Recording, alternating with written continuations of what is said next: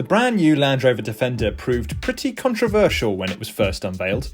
Previous generations of the Defender could be traced all the way back to the Series 1 Land Rover from the late 1940s, at least in terms of looks. But the new model has been completely redesigned from the ground up to provide a more refined and lavish experience. Naturally, this has ruffled a few feathers in the car community. Think of the Defender as being the 911 of the off-roading world, and think how upset 911 fans would be if Porsche suddenly ditched the iconic oval headlights and moved the engine into the middle. But we're here to show you that the 2020 Defender is a lot more than just a glossy redesign, so here are 5 things you need to know about Land Rover's revamped off-roader. The new Defender is built on Land Rover's D7X platform, and yes, the X does indeed stand for extreme. It's essentially a heavily reworked version of the company's D7 lightweight aluminium architecture, although Land Rover says it's 95% new, and it's said to be the British marque's stiffest platform to date. But what does that actually mean? Well, body stiffness is critical to both handling and durability, the latter being critical for a go-anywhere off-roader.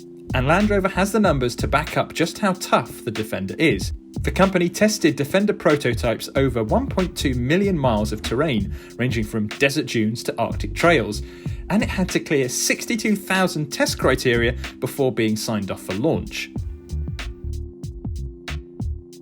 We often bang on about how high-tech new cars are, but that's usually in regard to cabin features such as Apple CarPlay and wireless phone charging. While the Defender has both of these, and then some, the most impressive tech can be found by peeling away the bodywork. The Defender comes with Land Rover's Terrain Response 2 system, which comes with a bunch of modes to set up the car for different conditions. The Wade program, for instance, softens the throttle response, locks the drivetrain, and raises the ride height to help you drive through water as deep as 900mm. This also brings up the wade sensing screen on the infotainment system, so you can see how deep the water is to avoid flooding the engine. If that all sounds a bit complicated, the system can be flicked into auto mode, which automatically sets up the car to match the conditions.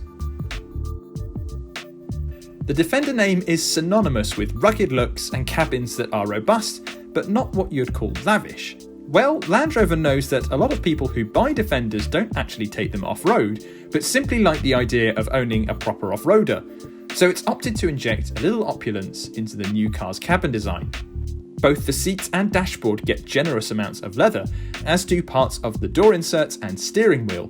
Contrasting leather is also available on the options list, as are wood panels around the dash and centre console. The overall look of the cabin is very Defender though.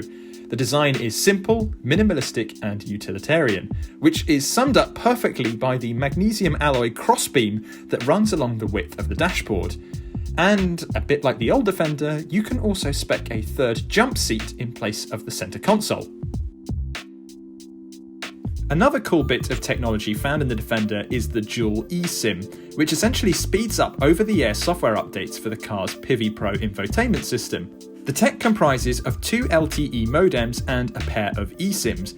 One of the eSIMs handles over-the-air software updates, while the other takes care of services such as music streaming. That means the onboard computers can essentially multitask, so your music or sat-nav instructions aren't interrupted while the car downloads a software update.